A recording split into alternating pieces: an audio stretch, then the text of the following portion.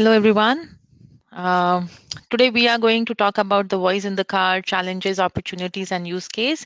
So, I have Jesus with me as well, and we both are going to talk about it. So, I'll start with mine, and then we'll talk about the use cases. So, a little bit about me. My name is Shyamala Prayaga, and I am the founder of the Digital Assistant Academy, and I also lead Ford's autonomous digital assistant effort for AV vehicle lines. And I love organic farming. So on the right side is the producers, and on the left is the farm. But yeah, we're not going to talk about the farm today. I'll keep this topic for a later date. But this is what I love doing when I'm free. So let's talk about the topic we are here for today. So just a decade back, if you looked, vehicles were just a mode of transport taking us from point A to B. And the simple use case was I want to go from, a place to the other place and travel. So if you see, the vehicle had hardly any controls, when it comes to huge displays or any such things. And people were very happy and things were working as it is. But then, as technology evolves, people's expectation as well. And so what happened is technology evolved, smartphones came, people started using smartphones all over, and then came the voice evolution, and people started using voice applications. So the expectation just did not move from these smartphones and the smart speakers, but they also evolved in the automotive space, where people started thinking about how can we make the connected experience or car experience more connected. And that is where people wanted everything, like they want to connect with their phone, they want to do all sorts of things. So the expectation has definitely evolved a lot that way. And as we think about the expectation, it is great. Technologies will evolve and people will start expecting, but there are definitely a lot of challenges and opportunities when it comes to the voice in the car. And I am going to talk today about the challenges specifically. So let's start with the first one. The biggest challenge when it comes to integrating any kind of voice applications in the car is knowing the vehicle architecture and integration. And that's a very big piece of the overall system. We have so many vehicle lines, each of them are different. What you see is the end product, but what goes inside is a lot of things. There are a lot of technical aspects, and all of those are interconnected through different signals or through different sorts of methodologies. Like the speakers are separate, the microphones are separate, the screens are separate, they are not one off in one place. So the biggest challenge what happens in the automotive space is being able to seamlessly connect each of these things, and without the latency or with minimal latency, so that users don't have any kind of issues when they are interacting and the user experience is at par. The second challenge which we see is the connectivity in general. So if you look at the older versions of the vehicle, connectivity is next to none, like they did not exist at all. But the newer versions of the vehicle or the luxury versions of the vehicle do have some level of connectivity. So for a voice assistant to work perfectly, or for any connected experience in the car to work perfectly, we need to have connectivity. So if there is no connectivity, then there's a lot of challenges. So we have to start thinking about how do we design a solution when there is no connectivity. For example, if the user asked Alexa to play something, Alexa would be able to go to the cloud and pull that information and give it. But what would happen if that kind of mechanism is not there in the vehicle? So that is where connectivity comes into play. And we are solving for these kind of things. Definitely, as we are thinking about the architecture, we are also thinking about connectivity in the vehicle, and the modern vehicle lines are either fully equipped with connectivity, or there are mechanisms to have a more connected experience, and through different kind of solutions which we offer. But this is a very big challenge, because if there's any kind of spotty connection or any kind of issues, the experience would obviously be spotty. So the next big thing what happens in this space is privacy and security, right? So as we think about connected experience, we are able to solve for that. We have some solutions in place, we have sorted out the architecture. Then comes the third pillar, which is the privacy, security, and identity. Now, this is not a very vehicle specific problem. This is a problem which is pertinent everywhere. But then when it comes to vehicle, the threat is more, and you have to be careful, like how do we design a solution which caters to privacy and security? Because your car is being used by your family, sometimes it is used by your friends, sometimes you are carpooling or pooling together, sometimes roommates share cars, and all sorts of things are there. So how can you ensure there is enough privacy, enough security in those aspects, but at the same time, when we design voice applications, there are other challenges as well. We need to connect with third party applications, we need to connect with third party assistants, we need to connect with the service providers or fulfillment providers, we need to connect with the speaker, we need to connect with the microphone, we need to connect with the screens. So there's so many different connectivity happening, and we need to make sure each of those aspects are being thought of and there's no issue. So we have to always think about privacy, security, and identity in our entire solution if we want to give users the best experience possible. Now, the next thing which comes is the embedded versus cloud. So, I just spoke about connectivity, right? So, connectivity is one major part, but then we also have to think about, well, if there is no connectivity, how does the solution work? How much do we store embedded versus how much in the cloud? Now, for example, the older versions of the car which we have is completely embedded solution where everything is stored in the vehicle, and when the user asks for something, they get that kind of information. So if the user said find me Starbucks, they will get the Starbucks information, but everything is coming from embedded data or embedded system which we have created, and it is not able to go to the cloud. So if we have connectivity, of course, that helps us go to the cloud and fetch the information. The challenge if we are designing embedded versus cloud is in the embedded, you will always have to be dependent on some sort of over-the-air update to get new updates onto your voice solutions. So let's say you said find me a Starbucks, but let the Starbucks is closed, or the Starbucks location has been completely taken off, or maybe there's some update which happened. The embedded system would not know about that until an OTA has been pushed. OTA is like over the air update. So those are the kind of challenges which happen. So we need to start thinking about the strategies, like how do we design a solution which is feasible for embedded and cloud, or how do we design a solution which seamlessly is able to pick and choose and things like that. So this is another challenge which we often see. Now, with too many assistants out there and automotive OEMs trying to create their own assistant as well, there's always something to think about. And a bigger challenge which we as an automotive company always have is, should we partner, should we build our own, what should be the strategy, and what happens if we partner, what happens if we build our own. So there's all of these things. Should we be reinventing the entire wheel? Should we be designing the entire speech recognition solution, the natural language understanding, the text to speech? Should we be partnering for that? So there's all of these things we have to think.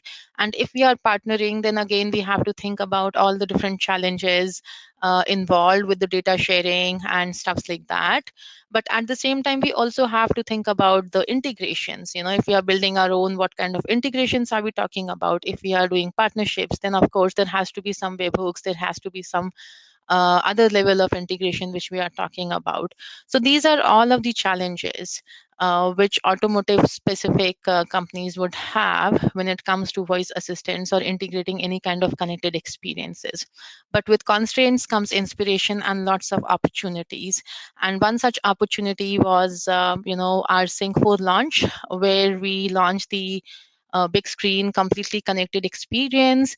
We also have not only our own voice assistant, but we also have Alexa integration, and it does all sorts of things. It gives the user the flexibility to choose between which assistant they want to use, and they have a lot more control about everything, their phone, their contacts. They can check emails, they can do all sorts of things.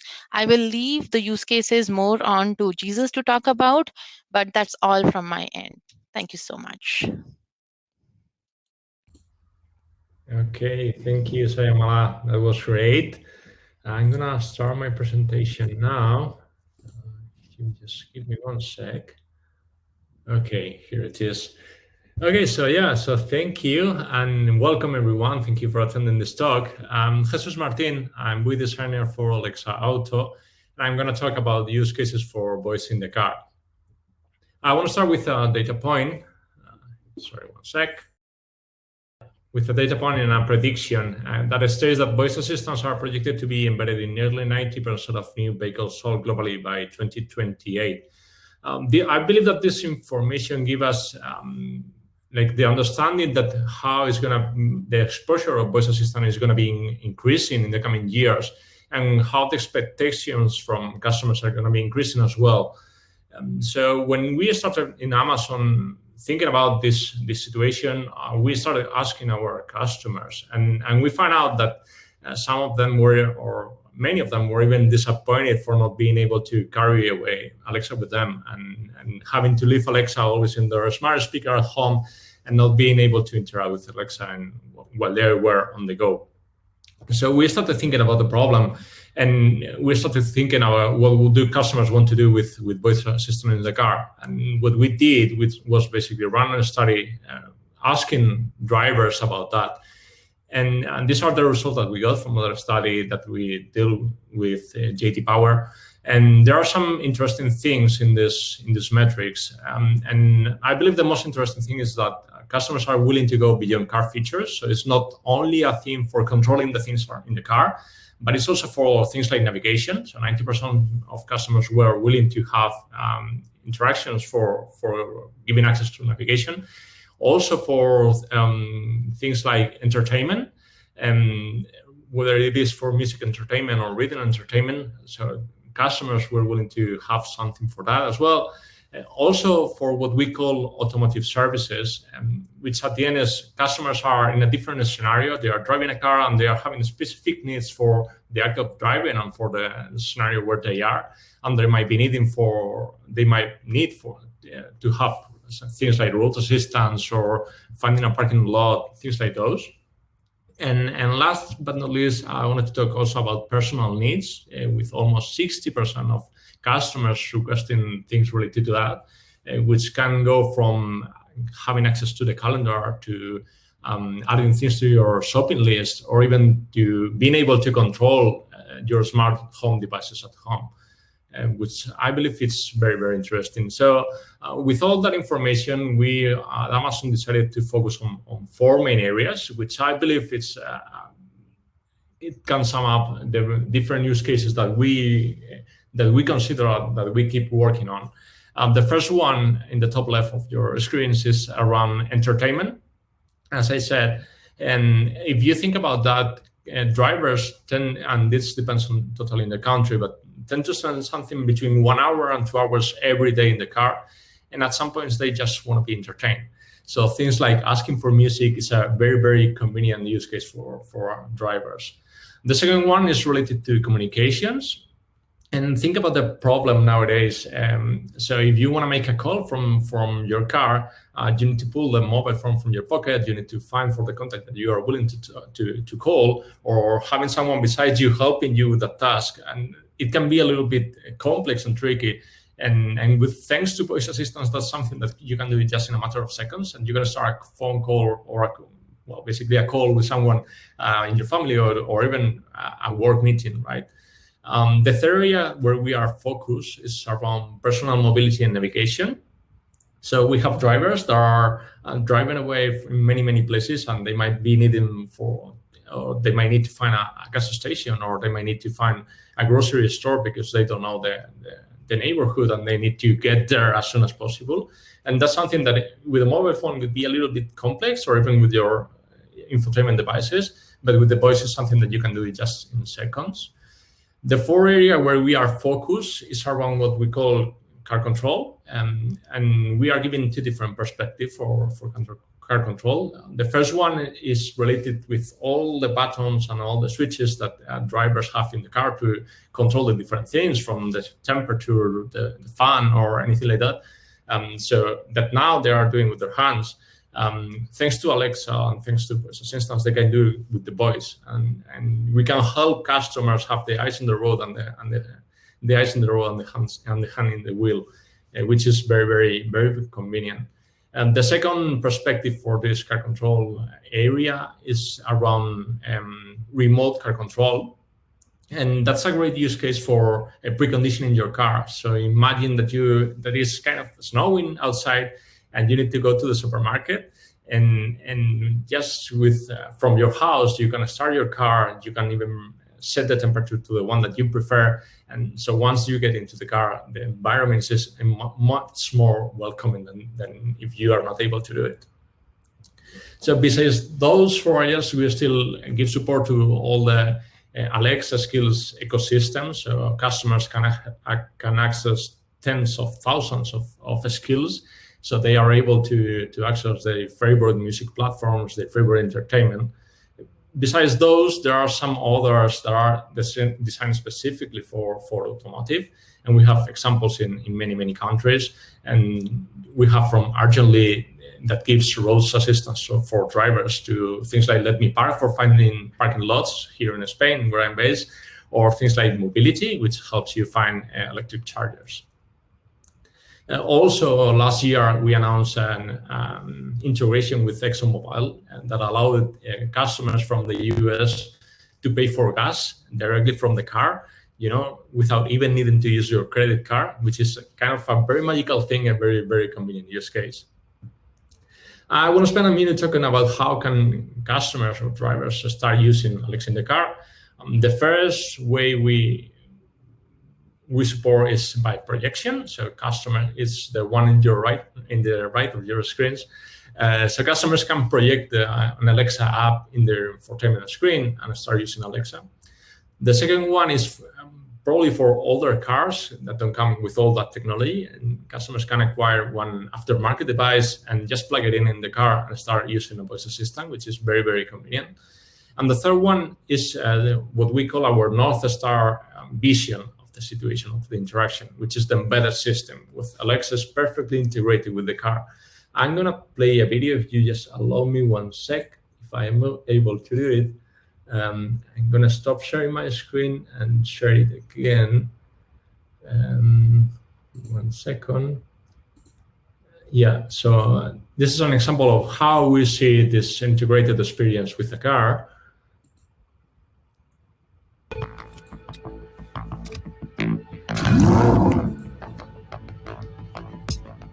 Alexa, change the interior lights to orange. Color set to orange. Alexa, open the garage door. Okay.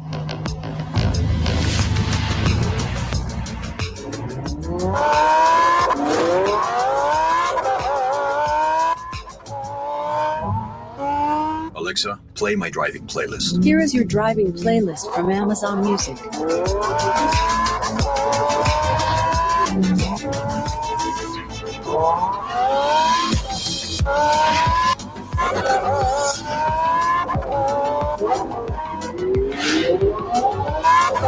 Alexa, I'm hot. Okay, temperature set to low.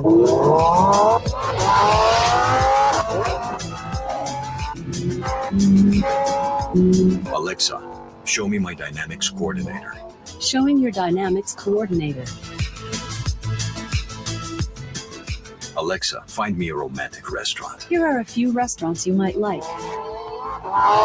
Alexa, navigate me to the first one. Okay.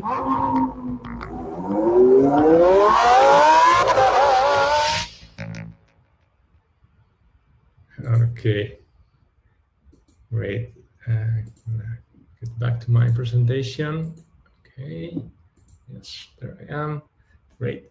Yeah, so for those of you like myself that don't have a Lamborghini, sorry, one sec. Yeah, for those of you that don't have a Lamborghini parked in their garage, we have integration with many other brands, and not only for the vehicles that they are about to launch, but also from the latest models that they are even updating the software and giving access to Alexa directly in the cars that they already own, which is a very interesting thing. And yeah, and from the JD Powered study that we ran last year or in 2019, we also learned that there were 3 benefits from drivers of having the same assistant in the home and in the vehicle, and were basically that they already know how to use the features, which was great, and that the voice assistant in the car could provide a consistent experience with the one that they already know, and that the preferences were already known and would be more adaptable to for themselves. And I want to play one last video, if I may, for giving or for showing. For showing how we believe how easy it is. And 1 second, there it is, share audio, here it is. And how easy it is for customers and how we can create that consistent experience.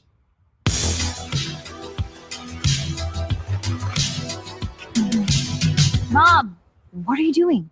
The house is still wide open, and I don't even know where we're going. Alexa, lock the front door. Alexa, close the garage. Alexa, navigate to Starlight Drive-In. Getting directions now. Elaine.